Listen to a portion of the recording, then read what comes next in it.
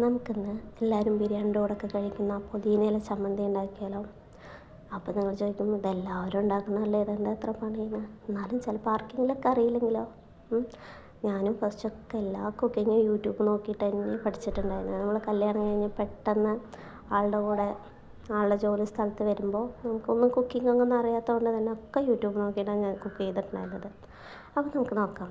നമ്മുടെ 2 ചെറിയ ഉള്ളിയും 2 വെളുത്തുള്ളിയും 2 പച്ചമുളകും തേങ്ങയും പുളിയും മല്ലിയിലയും പുതിനയിലയും കുറച്ച് ഉപ്പും കൊണ്ട് വേണം നമുക്ക് ഈ പുതിനയില ചമ്മന്തി ഈസി ആയിട്ട് ഉണ്ടാക്കിയെടുക്കാം. ഇത്തിരി എണ്ണയിലിട്ടിട്ട് നന്നായി ചൂടാക്കി എടുത്തതിന് ശേഷം അത് ചൂടാറിയ ശേഷം ആ മിക്സി ജാറിലേക്ക് ഇട്ടിട്ട് നന്നായി അടിച്ചെടുക്കാം. അത്രയേ ഉള്ളൂ. എൻ്റെ കുക്കിങ്ങൊക്കെ പണ്ട് ഫുള്ള് ഫോൺ വിളിച്ചിട്ടായിരുന്നു.